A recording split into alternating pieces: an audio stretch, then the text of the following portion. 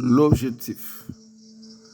Comment comprendre la notion de conscience morale? Pour Platon, la conscience morale équivaut à une juste connaissance du bien et du mal. Pour Rousseau, l'essence morale est innée. La conscience morale est forgée par la société, mais elle implique une responsabilité individuelle. La conscience morale est rationnelle et se réalise dans l'action. Les biens et les mal sont des notions familières. Elles orientent nos actions et nos jugements. Fait la part de ceux qui méritent d'être poursuivis et réalisés, et de ceux qui méritent d'être condamnés et empêchés. La morale considère sous ces aspects peut donc être définie comme science du bien et du mal. On rapporte cette capacité de distinction du bien et du mal à une faculté. Présentez-nous la conscience morale. Elle ne se détermine pas en fonction de ce qui est, mais en fonction de ce qui doit être. Et dès lors, elle implique dans l'existence de tout homme un certain nombre de devoirs. Mais, quelle est l'origine de la conscience morale? Est-elle ce instinct divin? Cette voix céleste, ce guide assuré de l'individu intelligent et libre, évoqué par Rousseau dans l'Émile, profession du vainqueur savoyard en 1762. En quoi consiste la morale? La connaissance du bien et du mal. Platon écrit que nul n'est méchant volontairement. Protagoras, si nous faisons le mal, c'est par ignorance. Nous pensons que cela nous est profitable. Or, nous ne nous trompons pas. Le mal que nous commettons induit des conséquences néfastes pour son auteur. La conscience morale équivaut donc à une juste connaissance du bien et du mal, un sens moral inné. Cependant, cette connaissance est mal laissée dans la mesure où l'idée que nous faisons de ce qui est mal et de ce qui est bien dépend en grande partie d'appréciations subjectives, des jugements des valeurs qui demeurent relatifs. Il est en effet plus simple, comme l'a fait Rousseau, de supposer l'existence d'un sens moral inné, que le sentiment de pitié, selon lui, incarne vertu naturelle, selon Rousseau. Elle est intérieure à la raison et à toute réflexion. Il est donc certain que la pitié est un sentiment naturel qui modère dans chaque individu l'amour de soi-même, concourt à la conversation mutuelle de toute l'espèce. C'est un mot dans ce sentiment naturel plutôt que dans des arguments subtils qu'il faut chercher la cause de la répugnance que tout homme éprouverait à ma faire. indépendamment des maximes de l'éducation. L'indifférence morale, il reste que l'on peut expliquer cette répugnance devant la souffrance de l'autre, moins par un sens moral aigu, par la crainte égoïste de devoir l'endurer à son tour. Lorsque la menace ne se fait pas préciser et présenter, on peut constater tous les jours que chacun s'accommode finalement sans trop de difficultés de cette souffrance des autres. Quelle est la nature de la conscience morale? La conscience morale est forgée par la société. La conscience morale paraît dépendre d'une éducation qui la constitue. Le sociologue Durkheim a ainsi montré que les idées de bien et de mal sont liées aux valeurs morales que nous a transmises notre milieu social. La conscience morale serait donc impersonnelle. Elle n'a de réalité que parce qu'elle repose sur une conscience sociale, enracinée dans des traditions, dans une histoire et entretenue par des institutions et des acteurs sociaux, tels que la famille ou les professeurs. L'éducation morale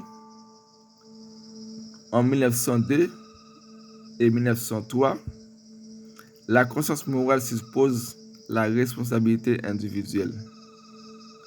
Cette dimension sociale de la conscience morale est une réalité, mais elle ne suffit pas à la définir entièrement, car elle néglige la part de responsabilité et de liberté qui incombe aux individus lorsqu'ils agissent.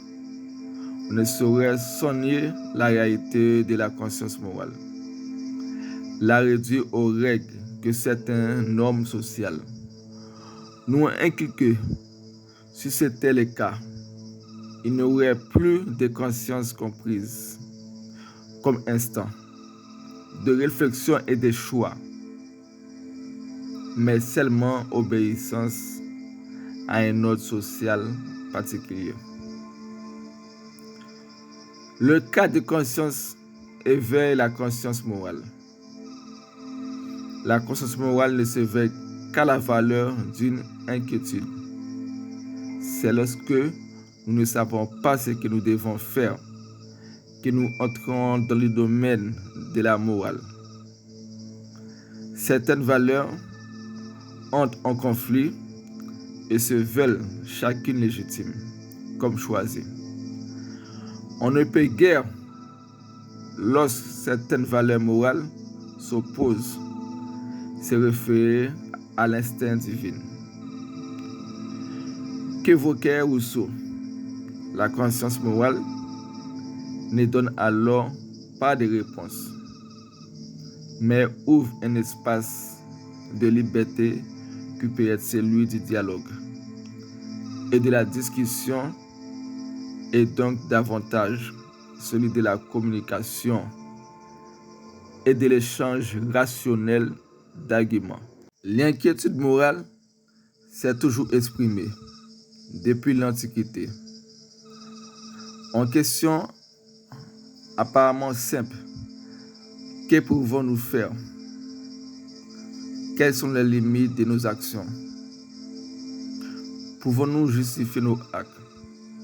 Savons-nous exactement ce que nous faisons? Pouvons-nous apprécier tout ce qu'on déclare?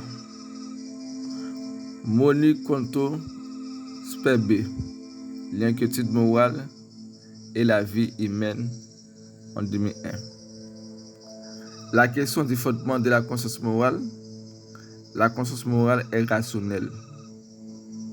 Quand on définit l'acte moral comme un acte qui ne repose sur aucun mobile égoïste,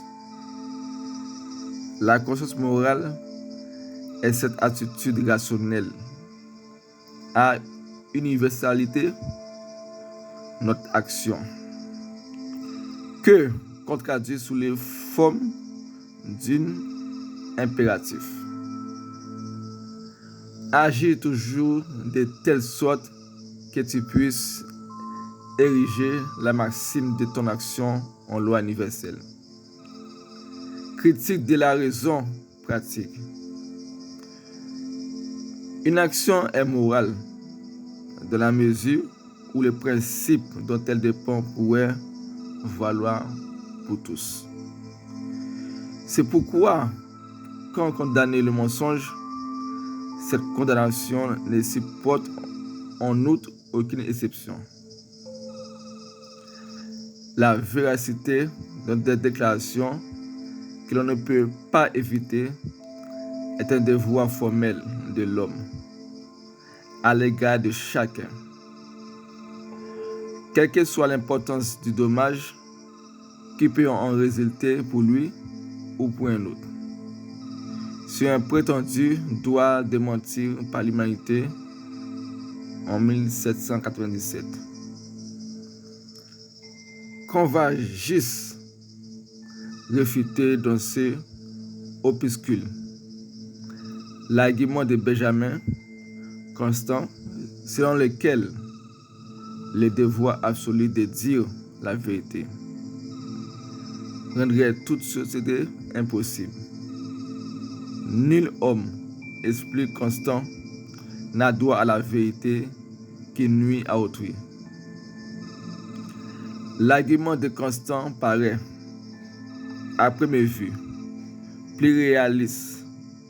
Nous n'allons pas dire la vérité à l'assassin qui nous demanderait si notre ami qu'il poursuit ne s'est pas réfugié dans notre maison. Mais selon Kant, on ne peut vouloir que le mensonge que je m'autoriserai à titre exceptionnel devienne un principe universel.